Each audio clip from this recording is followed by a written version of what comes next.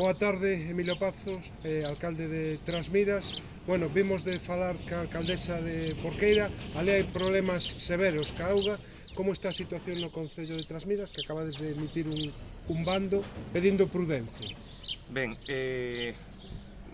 pedimos aos veciños de Trasmiras que teñan prudencia á hora do consumo da auga e que se limiten a consumir a auga do abastecemento pois solamente po que é a auga do abastecemento, que é para o uso domiciliario e o uso personal, que non a utilicen para regar ou que non a utilicen para lavar un coche ou para, digamos, porque non é moralmente hoxe ético digamos, malgastar a auga que é un ben de todos.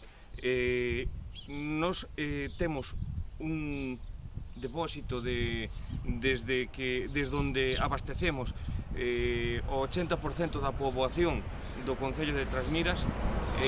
Nese depósito están nos salindo uns consumos diarios excesivos.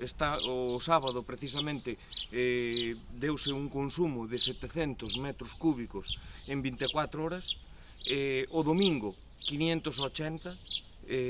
Se partimos da base que un día de inverno no que non hai averías estamos consumindo en torno a 250 metros cúbicos en 24 horas, para que se compare o consumo excesivo. Sería 3 veces máis nun día de julio a un día normal do resto do ano, no que solamente se utiliza a auga para o consumo, digamos, domiciliario. Ben, entendo. O que non está estendo é problemas de cortar, de problemas de abastecemento, é dicir, hai auga nos núcleos que están servidos. Sí, hai auga, hai medios para mover esa auga, porque nós o que estamos facendo é movendo a auga da capa freática da Veiga, movémola ao Alto de Soutelo.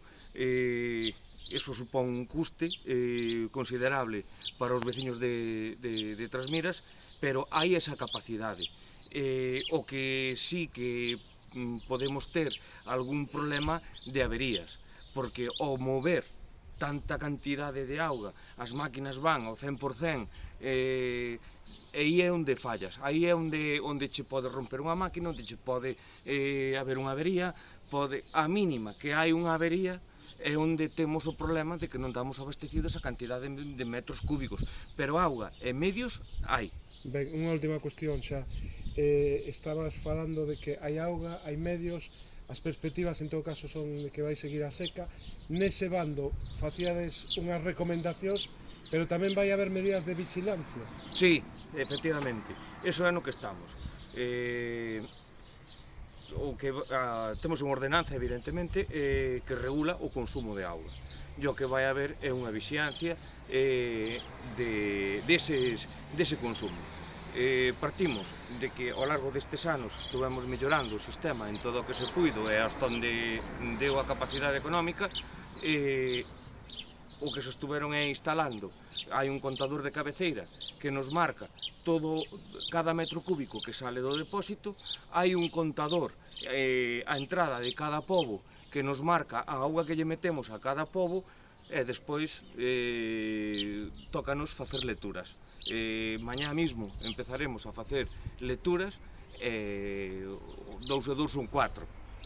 Se tú metes a un pobo, por decir algo, 1000 metros cúbicos e che aparecen nos contadores dos veciños 300, 400 metros cúbicos menos do que che marca o contador xeral, pois evidentemente pode haber algunha fuga, cousa que non hoxe temos o sistema ben controlado, tomas falsas ou mal uso da auga, ou incluso algún contador averiado ou o que sea.